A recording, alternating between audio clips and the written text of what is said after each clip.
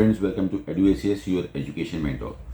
सो friends, आप सभी को पता है कि नीट यूजी 2024 का एप्लीकेशन फॉर्म अब आ चुका है। जो कुछ कियोस था कि हो सकता है एग्जामिनेशन की डेट और आगे बढ़ जाए, ऐसा बिल्कुल नहीं हुआ है। सारी डेट अब हमारे सामने है, एप्लीकेशन फॉर्म भी अब आ चुका है।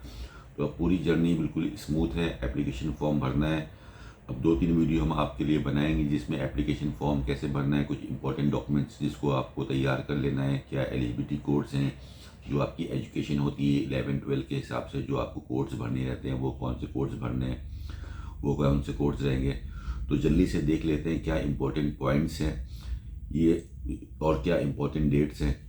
तो जैसे आपको पता है कि 9 फरवरी कल से ये एप्लीकेशन फॉर्म स्टार्ट हो चुके हैं, जो कि 1 महीने तक ये एप्लीकेशन फॉर्म चलेंगे। इंपॉर्टेंट पॉइंट में देखिए, सबसे इंपॉर्टेंट चीज़ ये रहती है कि ये जितना भी एप्लीकेशन फॉर्म चलेगा ये ऑनलाइन मोड पे रहता है, और जो भी कम्युनिकेशन आपका एनटीए के मोड पे होगा, जो भी ओएमआर शीट आपके पास आएगी, जितने बार भी आपके पास ओटीपी आएगा वो आपके मोबाइल पे आएगा।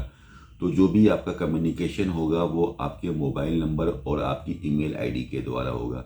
तो जो भी आप अपना एप्लीकेशन फॉर्म फिल करोगे उसमें जो अपना मेल आईडी और मोबाइल नंबर इंटर करने वाले हो वो आपका पर्सनल हो। इन केस अगर आपके पास नहीं है तो अपनी फैमिली का यूज़ करें, और ये मोबाइल नंबर और मेल आईडी आप चेंज ना करें एटलीस्ट 6 महीने तक यहाँ से। बिकॉज अगर आप मेल आईडी या ईमेल आईडी चेंज करते हैं, मेल आईडी या फ़ोन नंबर चेंज करते हैं, तो आपको काफ़ी प्रॉब्लम होने वाली है, और हर साल काफ़ी बच्चे ऐसे देखे जाते हैं। तो अपने पिछले 18 साल के एक्सपीरियंस से ये चीज़ आपको बता रहे हैं कि एप्लीकेशन फॉर्म फिल करने से पहले जल्दबाजी मत करें। जो इम्पोर्टेंट कुछ चीज़ें उसका बड़ा विशेष ध्यान रखें कि ये सब चीज़ें गलतियां ना हो जो पास्ट में बच्चे गलती कर चुके हैं। ईमेल आईडी और मोबाइल नंबर वही डालें जिसको आप अगले 6 महीने तक कैरी करने वाले हैं, क्योंकि कोई भी आगे कम्युनिकेशन प्रॉब्लम आपके पास ना हो। ओएमआर शीट डिस्प्ले होगी, उसी के ऊपर आएगी, जितनी बार आप लॉगिन करोगे ओटीपी आएगा आपके मोबाइल नंबर के ऊपर आएगा। पॉइंट नंबर 1, आपका 9 मार्च तक ये फॉर्म चलेगा। उसके बाद 2-4 दिन हफ्ते भर आपको एडिटिंग का फॉर्म मिलेगा, जिससे अगर कोई गलती हो गई है तो ये फॉर्म फिल करने के टाइम आपको मीडियम मोड ऑफ एग्जामिनेशन, किस भाषा में आप एग्जामिनेशन को सेलेक्ट करना चाहते हो, कौन सी लैंग्वेज में आप एग्जामिनेशन को दोगे, वो बड़ी ध्यान से देखना है कि आप इंग्लिश में एग्जामिनेशन को देना चाहते हो कि हिंदी में प्रेफर करना चाहते हो, या अगर किसी की रीजनल लैंग्वेज में एग्जामिनेशन को देना चाहते हो तो उसको एक ही बार सिलेक्शन करने का मौका मिलेगा, बाद में आप चेंज नहीं करना चाहते। अगर कोई रियलिस्टिक लैंग्वेज में देना चाहता है, कोई एसएमई लैंग्वेज में, बंगाली लैंग्वेज में, मराठी में, गुजराती में, उर्दू लैंग्वेज में देना चाहता है, तो you will be given only 1 option to select that thing. तो बड़ी आराम से इसको सेलेक्ट करना है। एग्जामिनेशन का जो सिटी है उसको भी बहुत ध्यान से आपको सेलेक्ट करना है कि एक ही बार आपको देखना है कि आप एक ही एग्जामिनेशन को सिटी को आपको सेलेक्ट करना है। 3 ऑप्शन बेसिकली आपको दिए जाते हैं, आपको प्रेफरेंस देना रहता है कि this is my first city, this is my second city and this is my third city. तो जितनी जल्दी आप फर्स्ट सिटी को प्रेफर करते हो उतनी जल्दी आपको वो चीज़ मिलती है। ठीक है, ये सब बेसिकली दिखाता है। एग्जामिनेशन को फर्स्ट, सेकंड और थर्ड 3 पार्ट में डिवाइड किया गया है इस एप्लीकेशन फॉर्म को।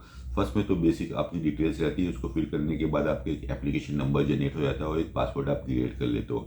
जितनी बार आप लॉगिन करोगे वो अपने एप्लीकेशन नंबर आप डालोगे, अपना पासवर्ड इंटर करोगे, आप लॉगिन हो जाओगे, और उसके बाद फिर लॉगिन करने के बाद ही अपने एप्लीकेशन फॉर्म को आप व्यू कर सकते हो, देख सकते हो, एडिटिंग कर सकते हो, कुछ भी उसको कर सकते हो।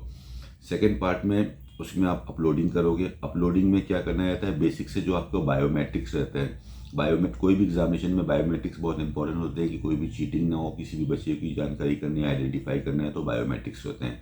तो फर्स्ट ऑफ बायोमेट्रिक्स हो गया आपका फोटोग्राफ। 2 फोटोग्राफ लगने हैं, एक पासपोर्ट साइज फोटोग्राफ और एक post card size photograph. Post card size का जो फोटोग्राफ है उसका जो साइज रहेगा 4x6 का जो उसका साइज रहने वाला है, 4/6 का उसका साइज होने वाला है। तो आप 2 फोटोग्राफ खिंचवा लीजिए। दोनों जो आपके फोटोग्राफ होने चाहिए नए होने चाहिए, लास्ट ईयर 2023 के नहीं होने चाहिए, 2024 1 जनवरी 2024 के बाद होने चाहिए। जो फोटोग्राफ आप खिंचवाओगे उसके नीचे, फोटोग्राफ के नीचे स्टूडेंट का नाम मेंशन होना चाहिए, और जिस दिन वो फोटो खिंचवाया गया है वो डेट मेंशन होनी चाहिए। सपोज कर लिए आप 10 फरवरी को फोटो खिंचवा रहे हो तो उसके नीचे बच्चे का नाम है अंशुल गुप्ता। अंशुल गुप्ता 10 फरवरी 2024।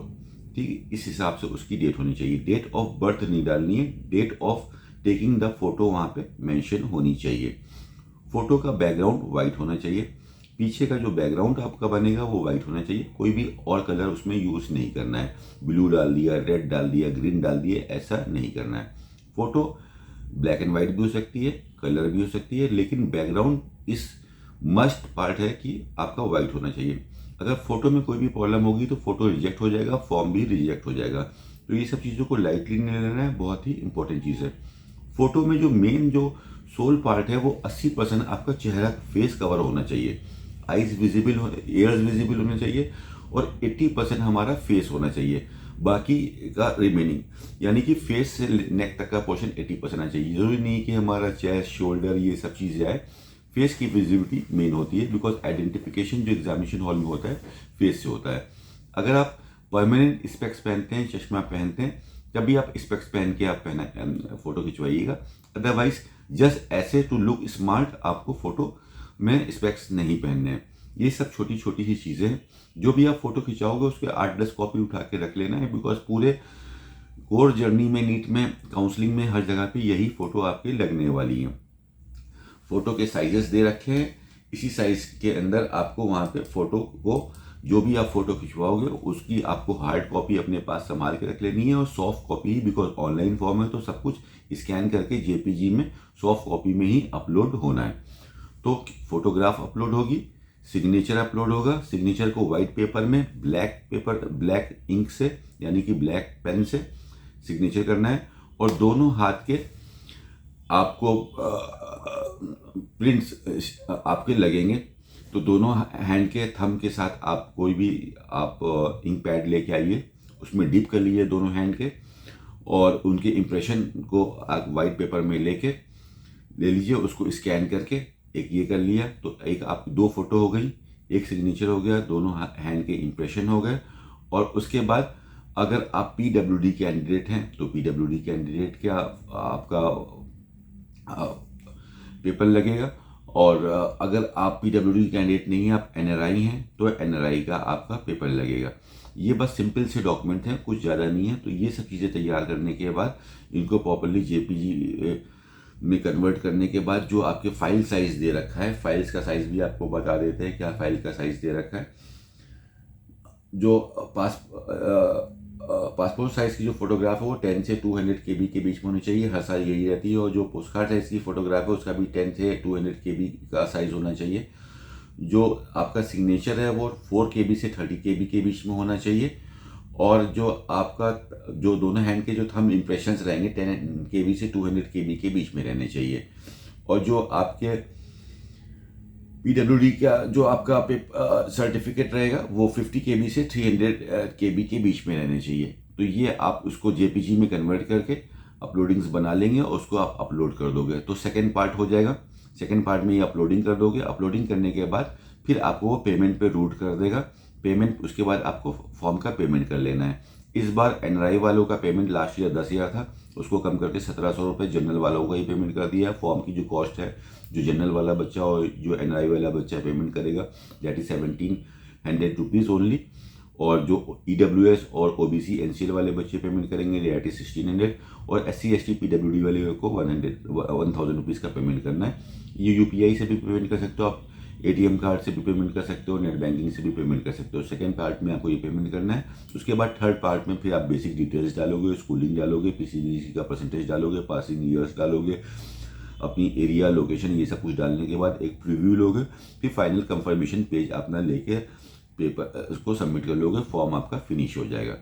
सिंपल सा फॉर्म है, बट जल्दबाजी नहीं करनी। जल्दबाजी में ही गलती होती है। बचपन से ही हम पढ़ते आ रहे हैं कि taking the mid way is the perfect way to go ahead.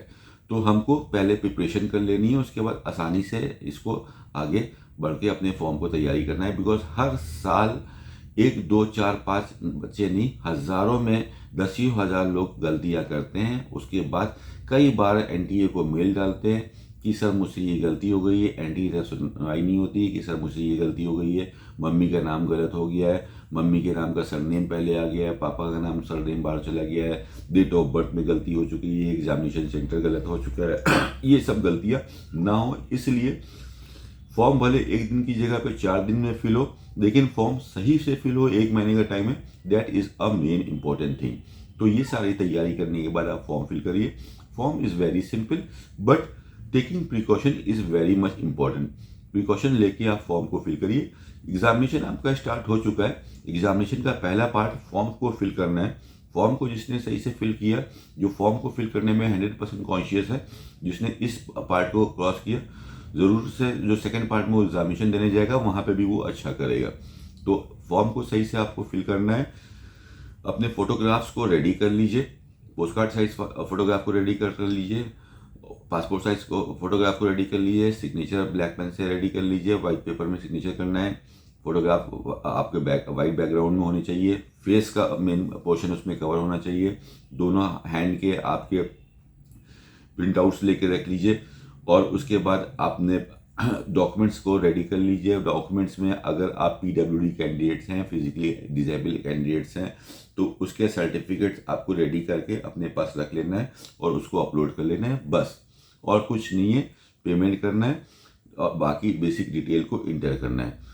और सबसे मेन पार्ट जो आपके कम्युनिकेशन पार्ट का जो मोबाइल नंबर और ईमेल है वो आपको वहाँ पे सही से डालना है। और कोई भी बच्चा इस एग्जामिनेशन में कोई रीजनल लैंग्वेज ले रहा है, इंग्लिश या हिंदी के अलावा, if is opting any other language, तो उसको सेलेक्ट करते टाइम बहुत ही विशेष ध्यान देना है। बाद में एडिटिंग का ऑप्शन नहीं आएगा और एग्जामिनेशन सिटी में भी बाद में चेंज का ऑप्शन नहीं आएगा।